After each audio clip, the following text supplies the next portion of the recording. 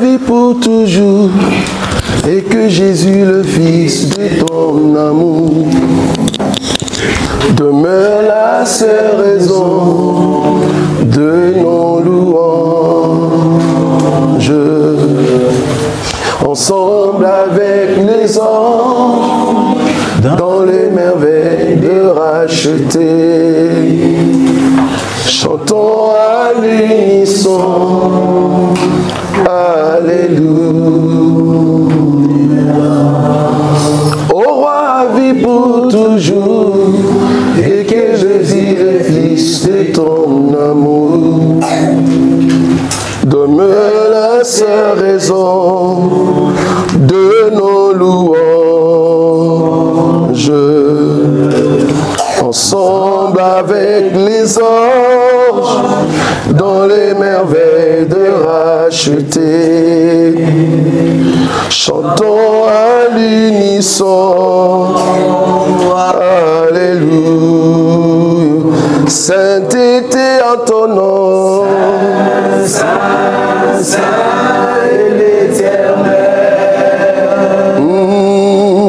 Dieu des armées.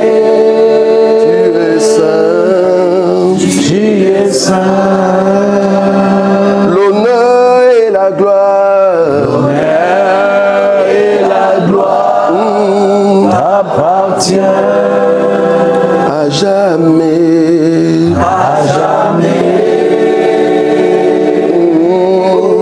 Tu es saint. Yahweh biso tokotombola, kiti abogangolu. Namitema totatoli, yozali Nzambe. Maboko na likolo, na loembo ya basantu. Na banze tokoyemba, Alléluia. Oh oui, sainteté en ton nom, Jésus l'Éternel. Oh Yahweh, les armées, tu es saint, Honneur et la gloire, et la gloire t'appartient à jamais,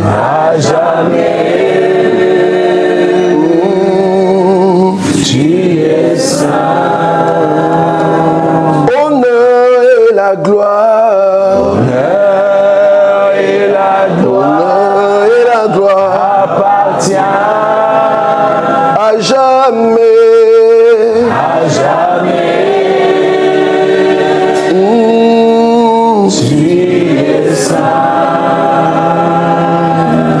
C'est pour toi l'honneur. L'honneur de celui qui est au-dessus de toutes choses. L'homme qui est assis dans la lumière et qui attire une femme. Et cette femme monte dans ta présence et tu as enlevé toute la saleté qui est dans la vie de cette femme. Des taches, de rides, le sang, parce que la femme s'est baignée dans le sang. Et tu as voulu que sa vie soit complètement lavée par l'eau de la parole, pour que nous soyons purs dans ta présence. Nous voici comme étant cette femme qui veut écouter la sémence venant de la part de son époux, Jésus-Christ, le roi des gloires, en ton nom que nous avons ainsi prié. Amen. Amen. Shalom à tout le monde, que Dieu vous bénisse. Encore une journée de grâce dans la présence du Seigneur. Nous allons prendre nos Bibles rapidement. Nous sommes dans le livre d'Exode, frère Roland. Exode chapitre 22. Exode chapitre 22. Le verset 26. Exode chapitre 22, le verset 26, je lis au nom de Jésus. Amen. Si tu prends en gage le vêtement de ton prochain, tu le lui rendras avant le coucher du soleil, car c'est sa seule couverture. C'est le vêtement dont il s'enveloppe le corps. Dans quoi coucherait-il? S'il crie à moi, je l'entendrai, car je suis miséricordieux. Psaume chapitre 19, le verset 6. Psaume chapitre 19, le verset 6. Le verset 6. Et le soleil semblable à un époux. Je commence là. Oui. Et le soleil semblable à un époux qui sort de sa chambre s'élance dans la carrière avec la joie d'un héros. Il s'élève à une extrémité des cieux et achève sa course à une autre extrémité. Rien ne se dérobe à sa chaleur. Parole du Seigneur. Amen. Alors que je préparais aujourd'hui pour venir parler de la part du Seigneur, Dieu m'a mis à cœur de parler sur le passage de Exode chapitre 22, afin d'amener encore un plus dans la vie d'une personne qui est au milieu de nous. Le Seigneur de gloire qui nous aime tellement, il veut que tout un chacun de nous aille dans une autre dimension de la compréhension de la Bible. Nous sommes un peuple qui est appelé à comprendre le pouls parce que nous sommes sa femme. Une femme qui ne connaît pas trop bien son homme, il y a un grand souci. Il y a un grand souci. Pourquoi? Parce que la femme doit bien connaître qui est son mari. Pourquoi? Parce que cela prouve que vous avez de la maturité dans votre union. C'est-à-dire le fait que vous restez longtemps dans la présence de ton mari, tu vas bien le connaître. Et l'homme aussi de même va bien connaître sa femme. Je me rappelle au Congo, il y avait une émission dans notre génération qu'on appelait Liba Labosembo. Et on posait des questions pour savoir quelle est la pointure de ta femme, quelle est la pointure de ton mari, qu'est-ce qu'il aime beaucoup manger, et tout ça. Et on voulait juste détecter si réellement vous êtes vraiment unis. Vous voyez ça? Que chaque matin vous vous réveillez ensemble. Vous vous réveillez ensemble. Donc la femme doit bien étudier son mari et l'homme de même. C'est de la même manière que nous aussi en Christ et Jésus, nous devons bien comprendre le Seigneur. Quand Jésus dit œil, cela ne veut pas dire œil. Si tu n'es pas sa femme, tu vas penser vraiment que c'est l'œil. Alors que Dieu, quand il dit œil, nous on connaît. Parce qu'il nous a dit, quand tu sors, tu vas, je dis œil, c'est codé. C'est un code pour dire c'est pas l'œil. Et partout tu vas commencer à parler. Quand je dis bouche, c'est pas en réalité bouche. Si tu confesses de ta bouche, toi tu penses que c'est vraiment cette bouche et tu commences à confesser. Oh, le mari nous a dit non. Quand on dit si tu confesses de ta bouche, il nous a donné la réponse. Quand si ton œil est une occasion de chute pour toi, le mari nous a dit, il ne faut pas arracher cet œil, tu seras aveugle. Non. Le mari nous a dit dans la chambre, l'œil là, ça veut dire quoi? Vous voyez ça? Ça, c'est le code de l'époux.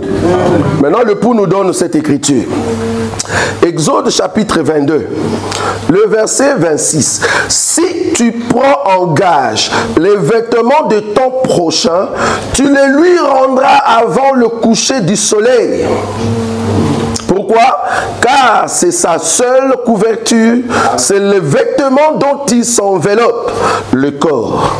Dans quoi coucherait-il? S'il crie à moi, je l'entendrai, car je suis miséricordieux. Ok.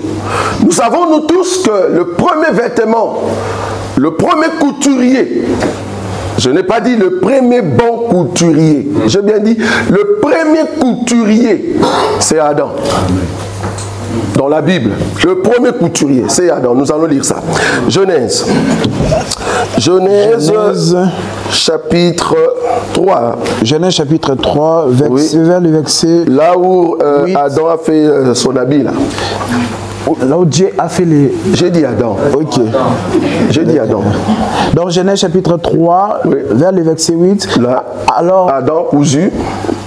Quand il connut qu'ils sont nus. Oui. Oui, vas-y. Alors ils entendirent la voix de l'Éternel Dieu qui parcourait les jardins vers le soir, et l'homme et la femme se cachèrent loin de la face de l'Éternel. Tu es déjà parti loin là-bas. Ok. Je prends le verset, le chapitre 3. Chapitre 3. Aujourd'hui, comprenez que Roland n'a pas bien dormi. Genèse chapitre 3. Je vais prendre quelle écriture? Je prends le verset 7. Oui. Genèse chapitre 3. Les yeux de l'un et de l'autre s'ouvrirent. Ils connurent qu'ils étaient nus et ayant quoi? Ayant cousu de feuilles de figuier et s'enfuirent de ceinture. Voilà. L'homme a compris que je péchais. L'homme a dit, dans la présence des dieux, c'est vrai que j'avais un autre habit. Parce que, comme je dis ici, le premier homme, le tailleur, le couturier, c'est d'abord l'homme. Mais le premier bon couturier, c'est Dieu. L'homme ici, quand il a compris qu'il est nu, la Bible dit, il a fait quoi? Une ceinture. Pour cacher sa nudité. Il a caché sa nudité, croyant que voilà, les animaux vont dire tu es nu. C'est parce que le péché a sondé son cœur et il a compris que j'étais nu, alors il a fait des ceintures. Et quand Dieu est venu, Dieu va commencer à poser des questions jusqu'à ce qu'il y a une écriture qui dit Dieu alors va leur faire des vêtements de peau. Vous voyez ça? Verset 21. De peau d'animal. Dieu va faire cet habit pour couvrir leur nudité. Ok, première question. Est-ce que c'est que Adam avait fait? Ça couvrait la nudité? On comprend que non. L'habit que Adam avait fait, ça ne couvrait pas la nudité. Pourquoi? Parce que c'est un habit qui a été cousu selon les pensées de l'homme. Mais Dieu, quand il est venu, il a dit non, Adam, tu es toujours nu. Moi, Dieu, je sais ce qu'on appelle la nudité. Bon, dans la Bible, pour ceux qui ne nous connaissent pas, Dieu nous donne toutes les paroles. Dans la Bible, on a tout écrit. Quand la Bible parle de la nudité, dans la Bible, cela veut dire de genoux jusqu'au niveau de rein. Ça, vous savez, c'est écrit dans la Bible. Donc, pour cacher la nudité, c'est de genoux jusqu'au rein pour l'homme et c'est de genoux jusqu'au niveau de la poitrine. Et Dieu a dit non, non, non, Adam, je dois couvrir ta nudité parce que tu as fait que des ceintures. On voit, quand tu fais des ceintures, ben, on voit tes mollets. Donc ça ne va pas. Je dois couvrir ta nudité. La nudité pour moi, c'est de genoux jusqu'au niveau de rein. Alors Dieu va donner maintenant un habit, un vêtement, et il a couvert la nudité. Mais qu'est-ce que je veux dire par là? Remarquez que l'habit d'Adam montrait toujours la nudité d'Adam, comme je le dis tout à l'heure, parce que ça venait de pensée de l'homme. C'est ce qu'on voit aujourd'hui. Les habits que vous achetez, les habits que vous voyez dans des marchés, vouloir ou pas, c'est l'homme qui l'a conçu. C'est l'homme qui a créé cela. Il faut toujours se dire, est-ce que cet homme était inspiré, oui ou non? Pourquoi? Sinon, tu vas mettre un habit que l'homme a mis sa pensée à l'intérieur et quand tu le mets vouloir ou pas, tu es nu. Tu es nu. Nous voyons tout, frère. Si tu nous mets une jupe où il y a des fentes, on va te moller, il y a un petit souci. Tu nous mets une robe ou blouse, je ne sais pas moi, où on voit ta poitrine, tu es nu. Donc, Dieu nous a donné la limite d'un habit. Pourquoi? Parce que l'habit doit couvrir le corps. Vous voyez ça? Doit couvrir le corps. Ok. Maintenant, aujourd'hui, par rapport à l'écriture que nous avons vue, un homme avait faim. Cet homme avait besoin de quelque chose. Mais l'homme en question, il s'est dit, bon, comme je n'ai rien, mais j'ai besoin de manger ou d'avoir quelque chose, est-ce que je peux laisser comme vêtements en gage mes vêtements, mes propres vêtements? Et la personne est venue, il a pris ses vêtements, il a dit, est-ce que si je peux te donner mes vêtements, tu peux me donner telle chose? Alors Dieu a institué la loi de dire, si quelqu'un te donne des vêtements, cette personne peut partir avec ce que tu lui avais donné, mais le soir, si la personne ne revient pas, il faut rentrer, aller lui donner ses habits. Pourquoi? Parce que c'est seulement les habits qu'il a. Maintenant, la question, c'est de savoir, je n'ai que ces habits, j'ai donné en gage les habits. Et alors, je suis resté comment? Donc, je suis resté nu. Donc, je préfère manger le pain, donner mes habits, mais je suis resté nu. Alors, Dieu, tellement il est miséricordieux, dit non. Si tu as pris en gage un habit de ton frère et qu'il le soir arrive, vu qu'il y a la fraîcheur, vu que tout le monde va se reposer, lui, il ne va pas bien dormir. Il faut lui remettre son habit. Donnez-lui ses habits. Pourquoi? Parce qu'il va couvrir son corps. Cette écriture ne te concerne pas. Il ne faut pas dire, ah, on a lu dans la Bible, alors je vais prendre mes vestes, je vais aller chez le frère Gauthier. Gauthier, donne-moi ta voiture, prends mes vestes.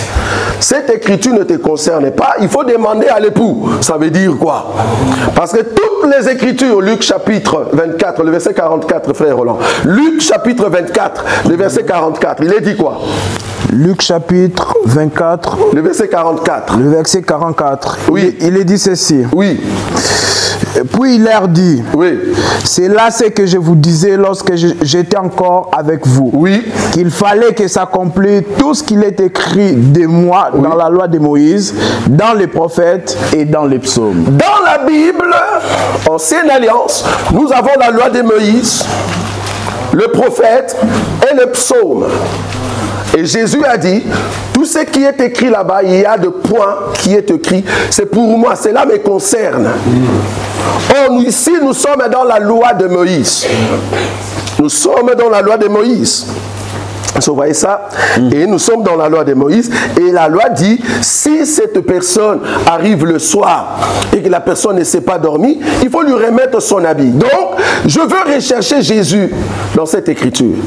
Parce que nous avons un époux, je ne sais pas, tellement qu'il nous aime trop, à chaque fois, il se cache dans des chambres. Il faut le chercher. Tu le cherches dans la chambre, dans les salons, dans le couloir. Il se cache quelque part. Et les chambres, le couloir, c'est au fait la parole de Dieu. Alors, tu vas le chercher, je répète ici, tu vas le chercher, mais tu ne vas pas le trouver. Amen. Tu ne vas pas le trouver. Et pour le trouver, il faut que lui-même se laisse trouver. Tu vois? Comme il se cache dans des chambres, il va se laisser maintenant trouver par toi, parce que tu l'as cherché. Donc il regarde l'intention qui est dans ton cœur de le chercher. Alors comme tu le cherchais, alors il vient. Il vient se dire, mais voici. Ok. Maintenant nous voulons chercher Jésus dans cette écriture. Ok. Où se trouve Jésus? L'homme qui avait quelque chose. L'homme qui avait la richesse. L'homme qui possédait un pain. Merci. L'homme qui possédait un pain, l'homme qui avait quelque chose, ici c'est un peuple qui a commencé à marcher d'abord avec Dieu. Et ce peuple c'est Israël. Ce sont eux qui ont reçu la richesse de Dieu. Ils ont été bénis de Dieu. Amen. Souvenez-vous, Jésus a dit à une femme, si seulement tu peux venir aider mon fils. Jésus a dit, ah non, le pain des enfants, on ne donne pas aux chiens. Si toi tu étais là, tu vas dire, ah Jésus, tu te dis prophète, mais tu es un impoli. Oh, c'était codé. C'est un mari qui parle avec des codes, tu vois.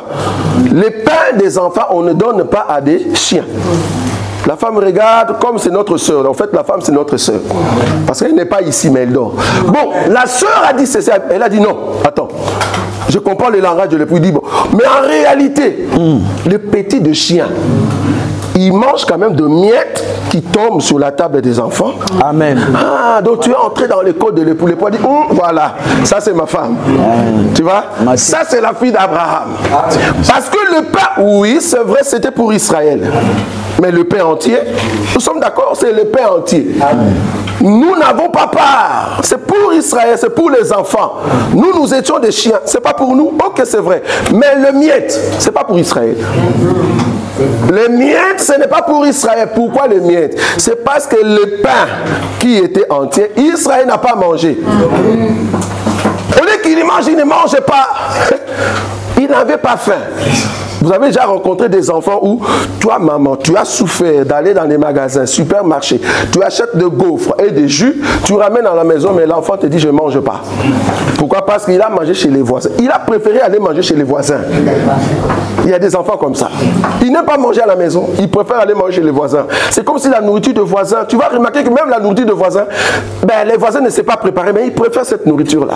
Ça, ce sont des enfants. Israël ne voulait pas manger le pain qui est le Seigneur Jésus, parce qu'il était rassasié de quelle nourriture? Mais de Moïse. Moïse était une nourriture aussi, la loi.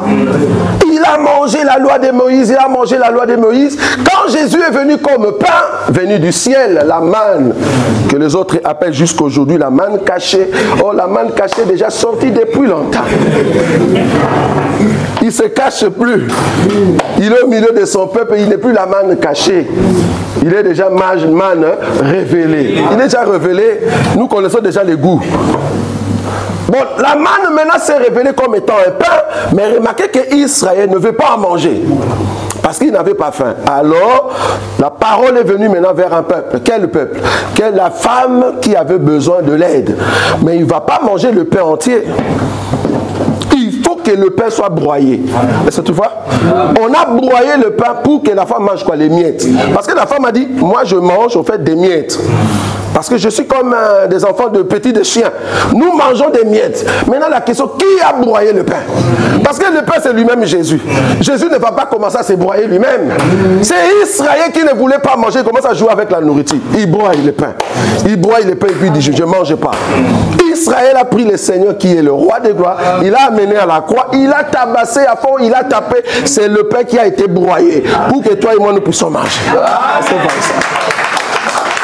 Donc il a broyé en fait à la croix. Est-ce que tu vois ça? On l'a broyé à la croix, il est devenu de miettes.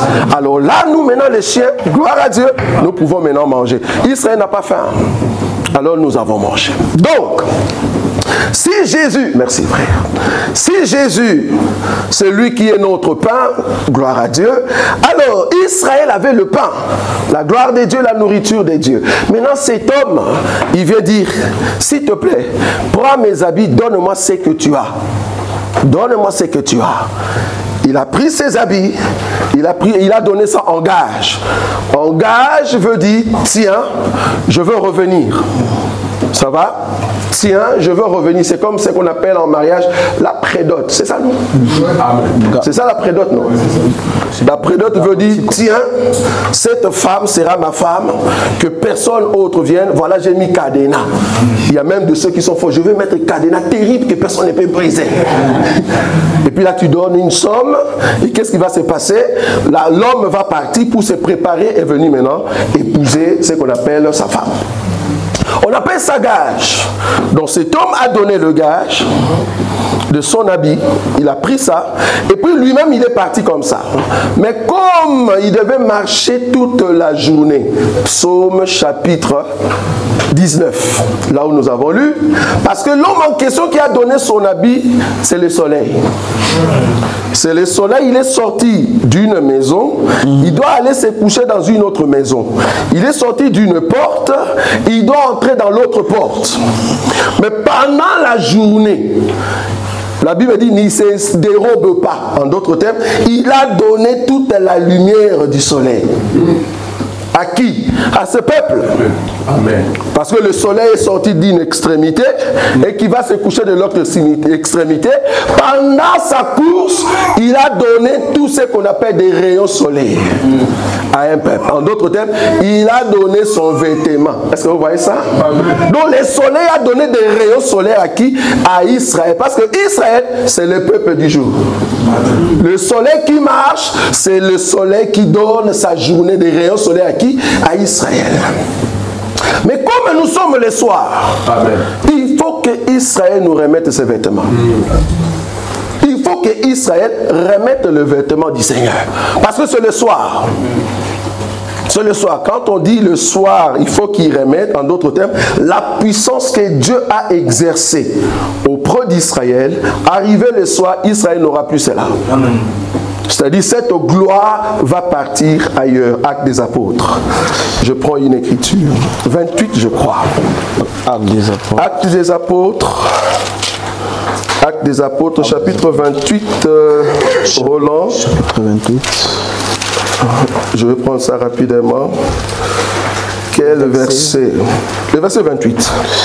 Actes des Apôtres, chapitre 28, le verset 28. Oui. Sachez donc que ce salut de Dieu a été envoyé aux païens et qu'ils l'écouteront. Vous avez vu ça? Amen. Le salut qui est le rayon solaire, qui a été donné à Israël, arrivé le soir, mais ça ne va plus rester là-bas. Ça part auprès d'un autre peuple.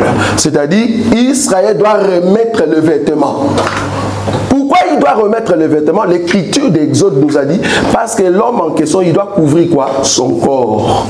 Oh, le corps du Seigneur, ce n'est rien d'autre que l'église. L'église n'avait pas l'habit. L'habit se trouvait entre les mains de Delilah. L'habit se trouvait entre Israël. Fallait maintenant que Israël donne l'habit à l'homme et l'homme vient couvrir sa femme, vient couvrir son corps. Est-ce que vous voyez ça? Et quand il a couvert au fait son corps, maintenant il peut dormir toute la nuit. Ah, ça c'est très bon. En d'autres termes, aujourd'hui, nous avons l'habit du Seigneur. Parce que Israël nous a donné cet habit. Parce que le prochain ici, qui était nu, parce que remarquez même à la croix, il a été crucifié nu. Amen. Parce qu'il demandait au fait, pourquoi vous me tuez? En réalité, je vous ai donné un habit. Si vous voulez me tuer, mais remarquez les miracles que j'ai fait au milieu de vous. Vous n'avez pas vu l'habit que je vous avais donné. Non, ils ont arraché l'habit. Et il regarde, il dit non, mon père, pardonne-le. J'ai besoin de mon habit. Je suis nu là. J'ai besoin de mon habit. Jusqu'à ce qu'ils l'ont crucifié. Alors, comme il est Dieu, il a le pouvoir de donner son habit et de la reprendre. C'est comme ça qu'il a repris après 3 jours. Il est sorti de gloire. Est-ce que vous voyez ça? Mais dans cette gloire-là, il doit donner ça à son corps. C'est-à-dire à la femme. Donc aujourd'hui, nous sommes un peuple revêtu de la gloire de Dieu. Amen. Pourquoi j'ai pris cette écriture? Je vais prendre un élément. Je vais aller là-bas. Romains chapitre 7. Romains chapitre 7. Oui, à partir du verset 2, je crois. Ok. Romains chapitre 7, le verset 2. Oui. Ainsi, une femme mariée est liée par la loi à son mari tant qu'il est vivant. Mais si le mari meurt, elle est dégagée de la loi qui l'a liée à son mari. Continue. Le verset 3. Si donc, du vivant de son mari, elle devient la femme de notre homme, elle sera appelée adultère. Merci. La parole du Seigneur. Amen. Je ferme ma Bible. Remarquez que la loi qui était en Israël disait, quand une femme est mariée, cette femme est liée à son mari. Du vivant de ce mari-là, elle ne peut pas avoir un autre mari. Mais si le mari venait à mourir, alors elle est dégagée de la loi qui le liait avec cet homme-là. Alors ça ne dérange pas si elle devient la femme d'un autre homme. Dans notre vie, avant, nous étions au fait la femme d'un autre. Nous étions la femme d'un autre. Quand on dit la femme ou l'homme qui nous a épousés, cela veut dire quelle est l'autorité qui nous dirigeait, qui nous dirigeait. Donc l'homme, c'est lui qui dirige. L'homme, c'est lui qui est le chef. Nous, maintenant, nous étions comme une femme soumise à un esprit, au péché. C'est ce qu'on a dit hier ici. Nous étions soumis à un esprit qui dirigeait nos vies. Parce que c'est l'ennemi, le démon, qui ont pris au fait place dans nos cœurs. Et hier, nous avons vu que nous étions la maison de ces esprits. Matthieu chapitre 12, c'est ça? Oui. À partir du verset 43. Donc nous étions la maison des démons. Donc quand il sort devant la porte, il voit aussi un autre démon de l'autre côté. C'est comme j'avais dit en Belgique, si tu es un enfant de Dieu, tu penses avoir Jésus et tu es parti coucher avec une païenne. Vouloir vous passer que vous faites comme relation sexuelle, ça s'appelle rencontre des esprits. Amen. En d'autres termes, si tu penses avoir Christ et que tu tombes dans le péché, tu arrives, tu tombes avec la personne, l'esprit qui est à l'intérieur. Si la païenne est remplie de mauvais esprits, parce que la Bible dit si tu t'attaches à une prostituée, vous devenez avec elle une chaise. Donc l'esprit qui est dans la personne va dire à l'autre, c'est-à-dire toi tu pensais que c'était Jésus. Oh, qu'est-ce que tu fais dans ce corps-là? Et puis Jésus va, normalement Jésus ne va pas crier sur l'esprit, parce que Jésus va normalement baisser la tête. C'est le Saint-Esprit, ça va? Amen. Quand toi tu tombes, tu te dis enfant de Dieu, et que tu tombes avec une païenne ou un païen, l'esprit qui est dans les païens, il prend le pouvoir. Mais qu'est-ce que tu fais dans le corps d'un impudique comme ça? Qu'est-ce que tu fais? Et le Saint-Esprit là-bas baisse la tête. C'est pour ça qu'on dit le Saint-Esprit sera attristé. Amen. Tu comprends maintenant? C'est là-bas. Donc là, le Saint-Esprit est attristé parce qu'il se lamente de ce qui s'est passé.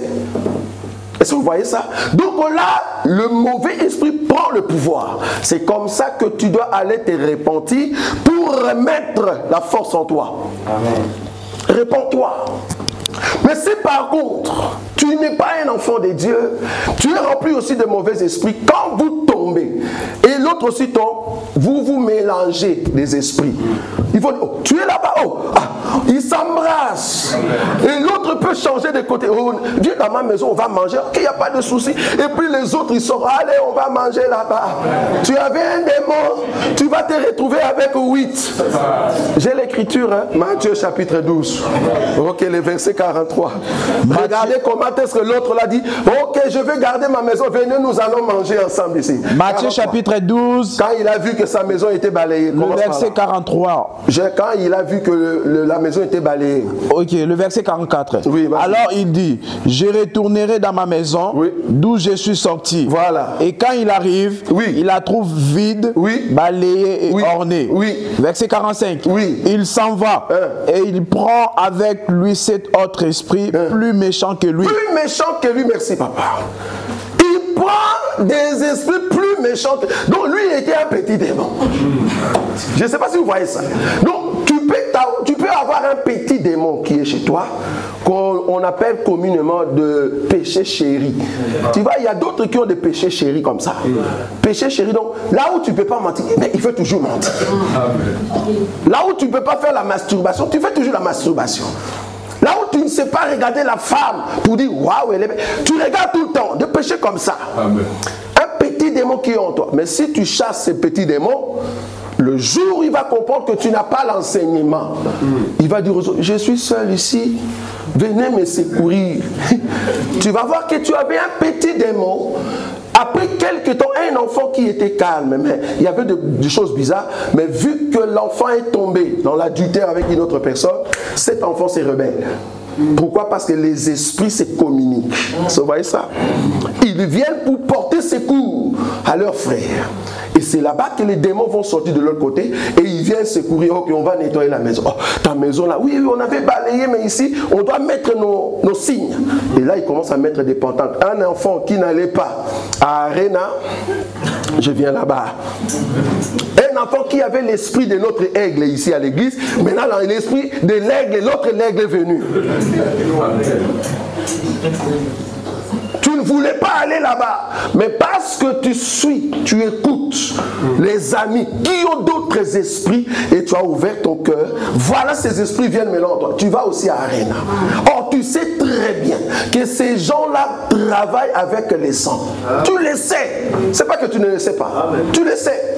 Qu'ils travaillent avec les sangs et que tout ce qu'ils ont fait là, il y aura toujours un sacrifice. Tu le sais. Alors ne sois pas étonné. Ne sois pas étonné, demain ou après-demain, tu te retrouves dans un endroit où tu es à l'hôpital. Ne sois pas étonné. Ne sois pas étonné que les choses ne marchent pas. Parce que ces gens-là, ils travaillent toujours pour prendre les chances des autres. Ils sont tellement faibles. Mais pour être forts, c'est pour prendre vos chances. Amen. Ils vont prendre vos chances. Ils vous rendent faibles. Et eux, ils sont forts. Est-ce que vous voyez ça? Mais la différence avec nous, les Seigneurs, quand ils nous appellent, au lieu de prendre nos chances, il prend ce qui est à lui, il nous donne. Il nous donne pour que lui devienne faible, mais nous, on puisse monter. C'est ça la différence avec le Seigneur.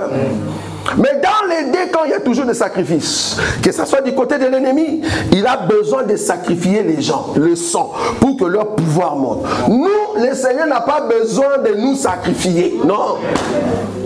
Il s'est lui-même sacrifié. Amen. Il a pris sa vie, il s'est sacrifié pour que toi tu montes. Amen. Donc si tu tombes tout le temps là-bas, tu seras sacrifié. Amen. Oh, nous dans notre famille, nous avons sacrifié notre yaya. Amen. Parce que Jésus c'est le premier fils, non? C'est le premier fils du Père. Nous l'avons sacrifié pour que nous soyons forts. Amen. Donc comme nous sommes là, nous avons pris toute la richesse de notre yaya. C'était son habit, il vient nous couvrir. Est-ce que vous voyez ça? Amen. Depuis le jour que nous avons l'habit du grand frère, il n'y a personne qui peut nous toucher. Personne. Même ceux qui sont dans le monde, quand ils nous regardent, ils disent, ça il ne faut pas les compter. Ils sont dans un autre royaume. Je me rappelle du témoignage d'une sœur qui m'a dit, j'étais avec un copain. J'étais avec un copain et puis on arrive dans un endroit, le copain m'a dit, viens, on va entrer dans une maison. Ils arrivent dans cette maison, le spirit, comment on dit, le féticheur ou le spirit ou marabout, commence à faire ses trucs et puis le marabout dit, pourquoi tu m'as amené cette personne? Et le monsieur, comme il était là, il était déjà fort. Il dit, mais tu m'as dit d'amener du sang, voilà. Donc ma copine, parce que là, vouloir ou pas, même la copine n'a plus la force spirituelle. On l'a déjà dominée à fond. Tout ce qu'on dit là-bas, pour elle, c'est bon. Mais tu m'avais dit d'amener du sang. Il dit, oui, je t'avais dit d'amener du sang, mais celle-là n'est pas de notre royaume. Vous voyez ça? Et pourquoi? Parce que non, ils ont un autre patron, un autre chef. On ne peut pas toucher cette femme-là. Et quand ils sont revenus dans leur humain, dans leur façon d'être, il a dit à la femme, à partir d'aujourd'hui, ne viens plus me chercher. Quand tu vois une personne qui lui-même est venu t'aimer, lui-même t'a rencontré, et puis la personne se réveille, il ne faut plus m'appeler, comprends. Amen. Comprends. Si la personne dit ne plus m'appeler, tu comprends que la nuit, on lui a dit il ne faut plus continuer avec telle personne parce que la personne est dangereuse, il est de l'autre côté. Amen. Nous allons abîmer nos trucs. Il ne faut pas être avec eux. Il ne faut pas regretter. Il ne faut pas regretter parce que le Seigneur t'épargne. Parce qu'en toi, il y a le vêtement. Est-ce que tu vois? Amen. Eux, normalement, ils sont nus. Mais nous, nous avons le Christ qui est sur nous. Parce qu'en réalité, le soleil, quand il marche pendant la journée, il prend tous ses rayons, il le met dans le corps de la lune. Et la lune absorbe tout ce qui est des rayons. Et comme ça, la nuit, le mari peut dormir calmement. Et là, la lune va dire, ok, comme le mari dort, hein, regarde comment il ronfle. Ça, c'est mon mari. Maintenant, c'est mon tour maintenant de régner. C'est là-bas que la lune peut briller le soir. Mais toi, tu ne brilles pas. Pourquoi? Parce que tu n'as pas l'habit de l'époux. Tu dois briller. Tu dois briller. Il ne faut pas avoir peur des sorciers. Non. Parce que eux, en réalité, ils savent. Même quand ils sont dans une réunion, ils savent que telle personne, c'est une personne dangereuse. Il ne faut même pas toucher, il ne faut même pas oser. Faut même pas. Pourquoi ils ont peur? Ils n'ont pas peur parce que tu es grand, parce que tu as de la corpulence. Non! Ils ont peur comme au temps des pharaons. Dieu a donné l'ordre à l'esprit de mort. Il dit, entre dans le pays de l'Égypte, je te donne l'ordre d'entrer dans toutes les maisons. Mais entrer seulement là où il n'y a personne qui est mort. Est-ce que vous voyez? Amen. Mais si tu vois dans cette maison-là, il y a déjà un cadavre. Quelqu'un qui est déjà mort, n'entrez pas. C'est-à-dire là où ils sont dans les deuils, s'il te plaît, au lieu de tuer encore pour la deuxième fois, parce que Dieu est tellement miséricordieux. Il dit, n'entrez pas dans une maison où les gens pleurent déjà. Nous, on est en deuil. On a déjà vu des familles comme ça. C'est-à-dire, il y a le grand frère qui vient de mourir. Et en pleurant, il y a quelqu'un qui a pris de l'émotion. Et il entre dans la chambre, il fait de l'AVC. 2 personnes. Vous pleurez dans une semaine, 2 personnes. On a vu une église comme ça. On a pleuré le père, je ne sais pas, une semaine. 2e semaine, c'est la maman qui est partie. Bon, on a compris que c'était une alliance. Bon, moi j'appelle ça alliance, parce que notre Seigneur ne peut jamais faire ça. Quand il envoie l'esprit des morts, ça sera seulement pour un mort dans la maison, pas pour 2. Amen. Ça c'est notre Dieu. Amen. Comme Comme il a envoyé 2, on comprend que vous n'étiez pas dans notre camp. Bon, vous avez compris de qui il s'agit. Donc comprenez que quand l'esprit des morts est venu, il regarde la maison, il dit, la maison de Matondo, il n'y a pas un mort. Il entre, il prend le premier-né. La maison de Foulani, je prends le premier-né. Mais quand il arrive, la maison des élus de Paris, il regarde, il dit, non, ils sont déjà en deuil. Ils sont déjà en deuil. Comment je vais entrer dans une maison là où il y a les deuils bien-aimés? On m'a donné l'ordre de ne pas entrer dans une maison là où il y a les deuils. Est-ce que vous voyez ça? Parce que dans l'ensemble des élus, il y a déjà quelqu'un qui est mort. Il y a un cadavre, et il pleure. C'est qui les cadavres? C'est l'animal qu'on a tué et qu'on a pris le sang, on a mis sur le linteau. Donc il y a déjà un mort. Je n'entre pas là où il y a la mort. Est-ce que vous voyez ça? Il n'entre pas. Parce qu'il y a déjà un mort. Comment il va toucher? Et c'est comme ça qu'Israël était sauvé. Or, désormais, depuis que Israël est sorti de là, il marchait avec son mort, sa mort, avec l'homme qu'on a, l'animal qu'ils ont tué, partout. Sinon, l'ennemi qui est l'esprit des morts va dire, ah, vous n'avez plus le sang sur vous, qu'est-ce qui se passe? Je vais entrer et tuer. Est-ce que vous avez vu ça? Donc partout ils se passaient, partout ils allaient, ils avaient les signes du cadavre. Ils étaient dans le deuil. Parce qu'il faut avoir le signe du sang pour que l'esprit des morts ne puisse pas vous toucher. En d'autres termes, nous tous comme nous sommes ici, même quand tu dors, il y a le signe du sang. Amen. Sur toi. C'est pour ça que quand l'ennemi arrive la nuit, il regarde tes enfants, signe du sang. Il regarde la femme, signe du sang. Il regarde le mari, signe du sang. Il dit non, je ne peux pas rester ici. J'avais reçu l'ordre d'entrer seulement là où il n'y a pas les sangs. Comme ça, moi, je peux répandre les sangs. Est-ce que vous voyez ça? Amen. Maintenant que tu as les sangs, tu as l'habit, parce que l'Écriture dit revêtez-vous de Christ. Amen. Maintenant que tu as déjà l'habit, tu as les sangs, les signes du sang. Pourquoi maintenant tu vas aller dans une église où on évoque les sangs? Amen. Pourquoi tu dois aller dans une église où on invoque les sangs? C'est-à-dire, bien aimé, maintenant nous allons invoquer les sangs. Et là le pasteur est assis. Le pasteur assis, maman pasteur à côté. Nous allons maintenant invoquer les sangs. Évangéliste assis, l'apôtre, archibishop et archidieu. Nous allons maintenant invoquer les sangs. Je ne sais pas si vous comprenez ce que nous voulons dire ici. Quand vous entrez dans une église et qu'ils invoquent les sangs, cela veut dire nous tous ici, nous sommes des païens. Nous n'avons pas Christ. Parce que ceux qui ont Christ, c'est ceux qui ont les sangs. Amen. Vous invoquez les sangs, c'est parce que Christ n'est pas là. Amen. Quand tu entends ça sort, c'est-à-dire, il déclare, sans le savoir, tout haut, que nous tous, nous n'avons pas le signe du sang. Or, Moïse a reçu l'ordre pour bénir Aaron. Il doit appeler Aaron et ses enfants. Aaron, mets l'habit, mets le bonnet. Toi et tes enfants, présentez-vous devant moi. Je vais prendre les sangs. Je vais prendre l'huile. Je vais mettre sur vous. Il a fait ça une fois. Une fois. On appelle ça la consécration. Amen. Va demander maintenant à ces gens-là, quand vous faites vos consécrations, avec des torches, amen, quand vous donnez l'huile, mais où est le sang? Il faut tuer aussi l'animal. La consécration dans la Bible, c'est avec le sang et l'huile. Comme ça, vous allez voir comment l'église va sortir.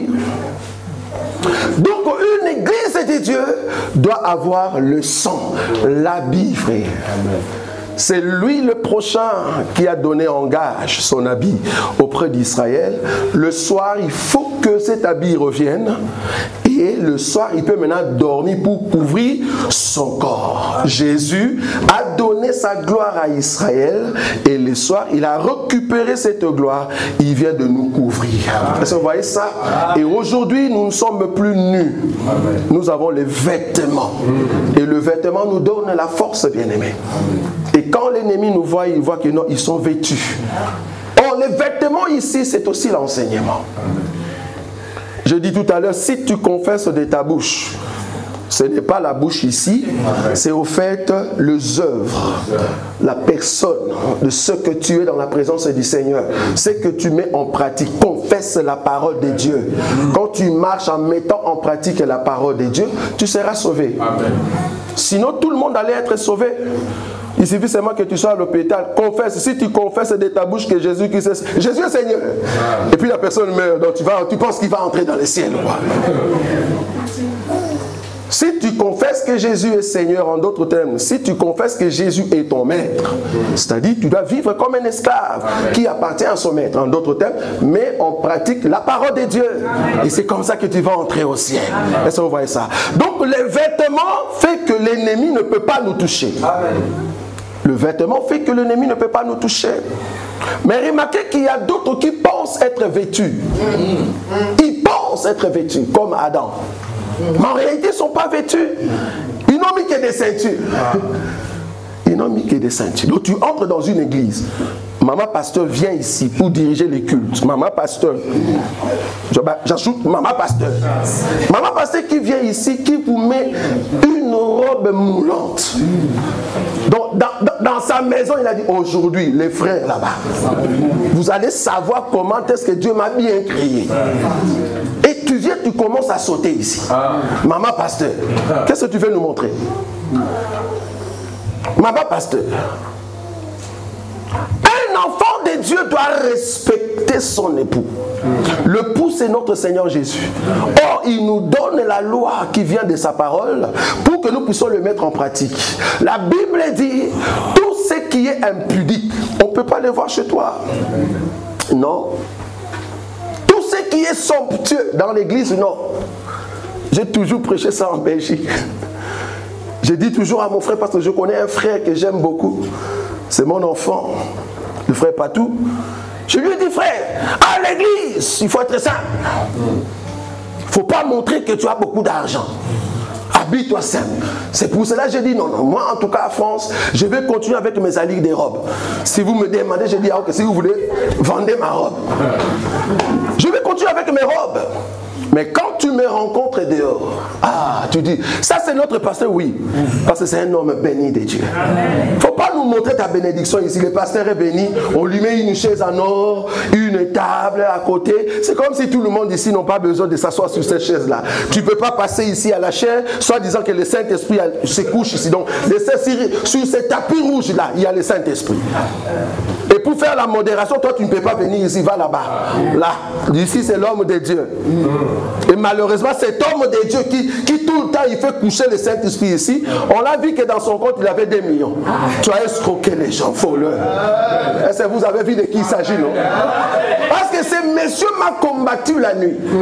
Il y a un homme de Dieu, il a vu la nuit, il me combattait. J'ai dit, t'inquiète, moi, tous ceux qui me combattent, ils tomberont sous mon pouvoir. On l'a attrapé, il volait l'argent des gens. Il prenait l'argent des gens, il mettait dans les comptes. Et aujourd'hui, si tu les regardes, il ne prêche plus. Il est assis, il commence à acclamer. Mais vas-y, prends le micro, on va voir. Prends le micro. Même l'État a compris que tu es un voleur. Nous, quand nous parlons, même l'État a peur. Amen. Parce que l'État n'a rien à réclamer à moi. Amen. Jésus a dit, le prince du monde, le prince de ce monde arrive, mais il n'a rien à réclamer sur moi. Amen. Mais toi-même, l'État commence à réclamer. Il te dit, voleur, tu as pris 2 millions, comment? Montre-nous comment tu as pris. Ah oui, c'était ONG, menteur. Tu mens en plus. Tu ne travailles pas, comment tu as eu 2 millions? Vas-y, explique. On comprend que tu as volé par des dîmes. Oh, nous croyons qu'aujourd'hui, la dîme, non. Amen. Non. Amen. On ne peut plus, au fait, payer la dîme. Amen. Nous croyons cela. Toi, maintenant, tu as 2 millions, tu ne travailles pas. Et ta femme, d'ailleurs, amène 20 personnes, 10 personnes au Congo, gratuit. Ah, maman, parce que vous êtes riche. Amen. Ces gens-là, ils ont compris, ce que moi j'appelle COP. Ils ont compris la fait que le Congolais, les Africains sont un peuple, en fait, bien. Et si tu mens avec la parole de Dieu, facilement il peut donner son argent. C'est pour cela, voilà. Hier, j'ai prophétisé, en fait, j'ai donné une parole de connaissance.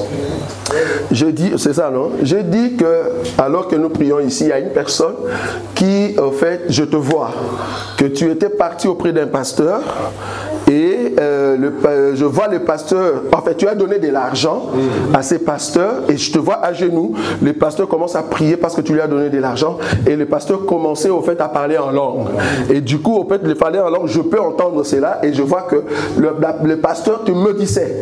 Et voilà que depuis ce temps-là jusqu'à maintenant, ta vie est freinée complètement. Je crois que la personne est ici, je ne sais pas. Il y avait une... Voilà, elle est là. Nous acclamons le Seigneur. Tu veux montrer ta main? Voilà. Alors que nous étions en train de prier, ce n'est pas que je connais sa vie, non. Moi, j'habite en Belgique. Alors que nous prêchions, paf, on a vu ça. C'est parce que, comme je dis, les esprits se communiquent. Quand on voit qu'il y a une porte d'entrée dans ta vie, même l'homme de Dieu peut vous envoûter. Le peuple dit, Seigneur, soyez prudents. La seule chose que vous pouvez détecter, même pas la seule chose, je peux aller jusqu'à 3 ou 4. Quand vous entrez dans une église, je vais terminer par ici, permettez-moi. Quand vous entrez dans une église, vous entrez directement, tu vois ici la photo du pasteur. Sors! Sors! La photo du pasteur ici, sort. Parce que tous les cultes que vous allez faire, c'est pour cet homme-là qui fait. Ça, c'est un. Deuxièmement, quand vous entrez, vous voyez l'homme de Dieu. Il y a 2 chaises devant. La chaise en question, c'est pour maman pasteur et papa pasteur, avec une table et de verre et de l'eau. Ça s'appelle empire, empire pastoral. C'est-à-dire, là, c'est leur maison. Toi, tu n'as aucun mot pour dire à ces gens-là. Tu n'as rien à dire. Au contraire, toutes les paroles qui vont sortir ici, c'est pour faire des sortes qu'ils puissent soutirer de l'argent. C'est là-bas qu'ils mangent. Quand vous entrez, vous écoutez la parole de Dieu. Tu entends que l'homme de Dieu dit, c'est moi qui ai l'autorité sur vous et que après moi, c'est ma femme et mes enfants, et après ma femme, alors vous venez. Si vous ne voulez pas, sortez. Quand il dit ça, sort. Sort. C'est son église. Ce n'est pas l'église du Seigneur. Parce que les cultes, nous avons dit hier, que les cultes, on peut le rendre qu'à Dieu. Mais pour que Dieu puisse agréer les cultes, aux temps anciens, il y avait l'homme et le sacrifice. Mais aujourd'hui, il y a l'homme, sacrifice, prophète et Dieu. Le prophète, ce n'est pas le pasteur. L'homme et le pasteur aussi est là-bas. L'homme, sacrifice, prophète et Dieu. Le prophète, c'est Jésus qui est le filtre, qui fait passer ton offrande sur lui pour voir si l'offrande est bien, alors Dieu peut agréer. Alors Dieu peut agréer. Il ne faut pas appeler les pasteurs l'offrande du prophète. C'est comme notre maman, elle était venue dans l'idée que le pasteur c'est un homme considéré. Je vais lui donner mon argent et je vais prier pour que mes affaires avancent. Frère, il n'y a pas une écriture qui vous dit, si vous donnez de l'argent, le pasteur va prier, du coup, votre finance va commencer à aller de l'avant. Je ne vois pas cette écriture-là. Parce que si tu allais les cas, nous tous ici, même si tu mets 100 euros, c'est bingo quoi. Donc je mets 100 euros, 1000, tout le monde viendra ici me donner de l'argent. Tout le monde viendrait. Moi, ce que j'ai vu dans la parole, celui qui sème peu récoltera peu. Celui qui sème abondamment récoltera abondamment. Galates chapitre 6, le verset 10. Amen. Ça ne regarde pas le pasteur, bien-aimé. C'est parce que tu mets en pratique la parole. Galates chapitre 6, le verset 10. C'est là-bas qu'on va terminer. Galates chapitre 6. Le verset 10. Le verset 10. Oui. Ainsi donc. Ainsi donc. Pendant que nous avons l'occasion, oui, pratiquons le bien. Oui. Envers tous. Envers qui? Envers tous. Non, envers l'archibishop. Non, envers tous. Non, envers le prophète. Non. C'est envers tous. Envers tous. Ok, après? Et surtout envers les frères en la foi. Le frère en question, c'est au singulier. Pluriel. C'est au pluriel. Donc ce n'est pas le pasteur. Non. C'est le frère dans la foi. Donc si je veux faire du bien pour que Dieu me bénisse, je dois faire du bien à tout le monde sur la face de la terre, mais surtout aux frères, pas au pasteur. Le pasteur est aussi frère à l'intérieur. Faut pas qu'on vous amène dans des églises du genre bien-aimé. Alléluia. Il touche les cheveux. Tu n'as pas de cheveux, tu es chauve. Alléluia. Il touche les cheveux. Bien-aimé, je sens que le Saint-Esprit va aider une personne ici. Alors, Dieu me dit, vous avez fait 360, j'ai été furieux ces jours-là, 365 jours dans la présence du Seigneur. Dieu me dit, vous allez compter ça par 1 euro. Donc que chacun amène minimum 365 €. Et vous allez donner une offrande à l'Éternel. Et c'est comme ça que Dieu va vous bénir pour l'année qui arrive. Et puis il rajoute de parler en langue après. Pour dire que j'ai embelli ce que je viens de dire. L'offrande de fin d'année. Et là, toi, comme tu n'as jamais lu la parole, tu ne mets pas en pratique la parole de Dieu, tu amènes tes 365 €. Tu n'as même pas réfléchi pour dire, dans la salle, nous sommes 100 personnes. Donc si nous mettons chacun 365, un pasteur qui a mangé le pain de 2 € avec le lait de 5 €, qui sort de sa maison pauvre, il arrive ici, du coup tu prends 36 000 balles, pasteur. 36 000 balles. Comme un jeu. Ils savent calculer. J'ai été au milieu de faux pasteurs, je te dis, j'ai souffert moi. Comme la femme qui disait, elle a souffert entre les mains des médecins. J'ai rencontré un apôtre. C'est un apôtre qui est ici. Et cet apôtre, on l'appelle 4e personne. Je voulais citer son nom, j'ai dit 4e personne, parce que c'est comme ça qu'il s'appelle. Il est venu dans l'église. Et je l'entendais parler avec les pasteurs avec qui on travaillait. Il dit, qu'est-ce que tu manques ici dans la salle? Il dit, ah ben je manque les saintetés, j'ai besoin aussi de voyager. Il dit, t'inquiète. Donc je vais faire l'appel de fonds. Mais est-ce que tu es d'accord que moi je vais prendre 60%? Il dit, oui. Il dit, oui, il n'y a pas de souci. Bon, quand on parlait de 60%, moi dans mon idée, je regardais les peuples qui étaient là. J'ai dit, bon, l'église que nous avons, il n'y a personne ici qui va au fait aller. Quand on dit 60%, je ne croyais pas. Je me disais, bon, dans les 300 €, 500, ça peut passer. Le monsieur est monté. Je ne sais pas d'où venait l'onction. Ce que je sais, c'était un voleur. Il commence à faire l'appel de fonds. Il prend même l'argent de, comment vous dites, l'Ikelemba, c'est ça non? Les mamans l'Ikelemba, la tontine. Les mamans qui avaient de l'argent, qui devaient donner, ils ont donné. Et la personne est sortie avec 35 000 balles. Donc beaucoup d'argent. Et là, il prend maintenant ses pourcentages. Et il donne. Bien qu'il a pris ça, il dit, ah, ok, ça c'était la première. Maintenant, est-ce que quelqu'un veut bénir votre pasteur? Parce qu'il doit voyager. Pasteur, tu veux voyager, tu vas aller au Congo. Est-ce que ça nous regarde en quoi? Si tu veux demander, demande calmement. Au lieu de mentir avec la parole de Dieu. Qui veut bénir l'homme de Dieu?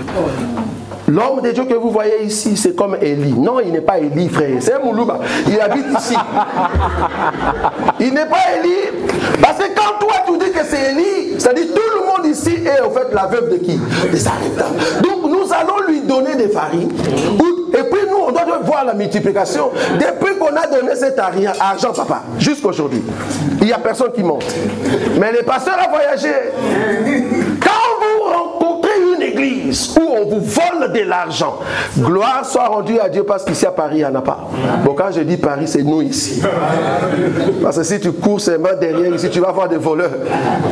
Ici, dans les assemblées des élus, quand le pasteur commence à voler, papa, nous allons venir. Je vais laisser la Belgique, je viens.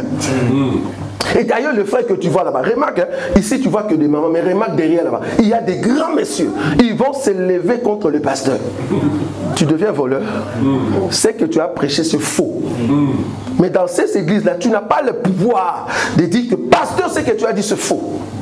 Mais nous, dans notre assemblée, quand tu présentes quelque chose qui n'est pas juste, nous allons te recadrer. Parce que le pasteur est un ministre en exercice. Quand il descend, c'est un frère comme tout le monde.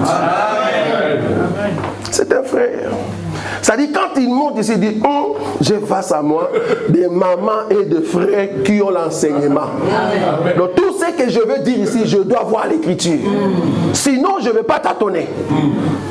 Parce que si tu fais premier gaffe, deuxième, troisième, ils vont m'appeler pour dire, les messieurs en question, il ne sait pas prêcher.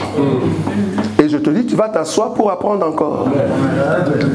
Mais dans ces églises, même s'il dit de fausseté, même s'il dit de fausseté, de mensonges, mais on les croit. On les croit. Parce qu'ils n'ont pas vu ce qui est la parole de Dieu. Bien-aimés, nous sommes revêtus de la gloire d'en haut. Un vêtement puissant, soyons plus nus, mais que nous ayons la gloire de Dieu sur nous, de sorte que quand l'ennemi nous regarde, il voit quoi? La grâce de Dieu sur nous. Amen. Amen. Nous sommes debout, nous allons prier.